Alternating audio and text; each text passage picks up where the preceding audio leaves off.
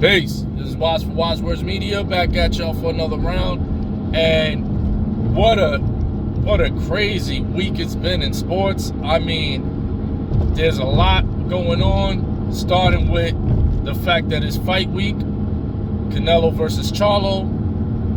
Yesterday, a huge bombshell was dropped in the NBA world where we found out that Dame Lillard is going to the Milwaukee Bucks and will be joining forces with Giannis Antetokounmpo. So that just shook the whole NBA landscape up. But there's been so much going on that I didn't even get a chance to report this. And this is big news in and of itself. So the fight is set. It's officially happening. Devin, the Dream Haney, will be moving up to 140 pounds, junior welterweight division, to take on the top junior welterweight, that is the hard-hitting Regis Prograis. This fight right here is going to be, oh man, this is how you end what has already been one of the greatest years, if not the greatest year in boxing. That's how you end it, because the fight is going to take place December 9th, if I'm not mistaken. It's going to be taking place in Devin Haney's hometown, the Bay Area. So this it's a homecoming of sorts for Devin Haney. So with this also, if you look at the DAZN promotion for this fight, when you look at the picture that they have up and the announcement, they have Devin Haney versus Regis Prograis. In boxing, the first name is the A side. That's the person who's the A side in this fight. So with that established, you got, when you look at it, you could go to DAZN's website, you'll see Devin Haney versus Regis Prograis. So also, the fight's going to be taken in Devin Haney's hometown. So that just goes to tell you that Devin Haney is the A-side in this, even though he's making his debut at 140. And Regis Prograis is the champion at 140 pounds.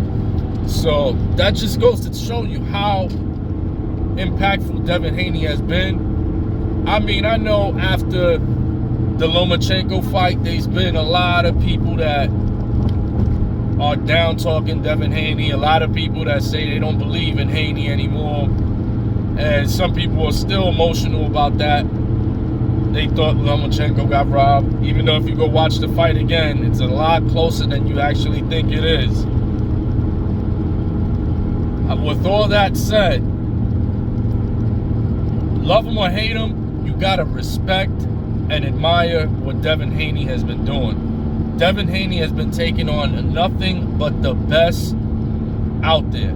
He's been calling out the big names, been sitting at the negotiation table with the big names. Some of these guys are not taking the fights. You know, they're not willing to make the sacrifice, others. But Devin Haney has been calling the names. He hasn't turned down no fights. He has not ducked anybody. He has not turned down any mandatories. He has been there. You know, every fight that he has taken has been someone that's either been a mandatory or somebody that is of stature. You know, Lomachenko, that was a legacy fight. He wanted to fight a legend, especially since the negotiations with Tank wasn't happening. You know, Floyd Mayweather said it himself. Floyd said, forget about Tank. Keep Tank's name out your mouth. So that right there told you that a Tank fight wasn't going to happen anytime soon. Shakur Stevenson said that 25% was too little. So he wasn't trying to have that. Ryan Garcia flat out did not want to fight him because Ryan Garcia was the #1 contender after he beat Luke Campbell. And he straight up decided to not fight Devin Haney for the belts.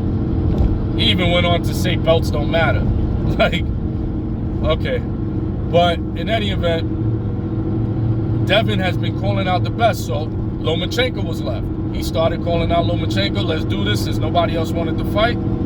Took on a legend in Lomachenko. He's been calling him out since he's been 19. So he's only 24 and took on a veteran that's 35 years, 36 years old in Lomachenko, a legend. And don't say 36 years old is old, because we just saw what Terrence Crawford did to a younger Errol Spence. So he's challenging himself. Regis Prograis, the hardest hitting puncher in the junior welterweight division. He's a dog. Regis Prograis straight walks through men. He walks right up to you, hands up, chin down, you know, hands up, chin tucked, and he's throwing them things. He's throwing blows, man. Regis Prograis, when he steps in there, he's not trying to, he don't want to see round 12. Put it that way. For those of y'all that are not familiar with Regis Prograis, that man don't like seeing round 12. He don't like to see round 12. He goes in there with one mission only, seek and destroy. He goes in there to fight. But he has technical ability too, which is what makes him very dangerous. He's not only a heavy, hard-hitting puncher, but he has good technical boxing skill.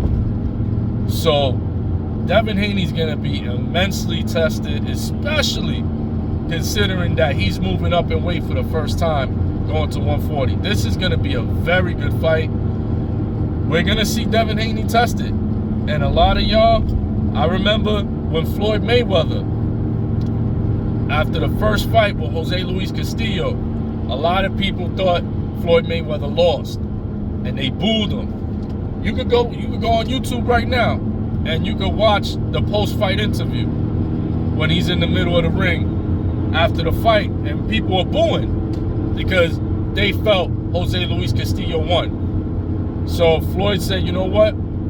I broke my hand in the fight. You know, yeah, it wasn't the best performance. I broke my hand in the fight, but I'll fight him again.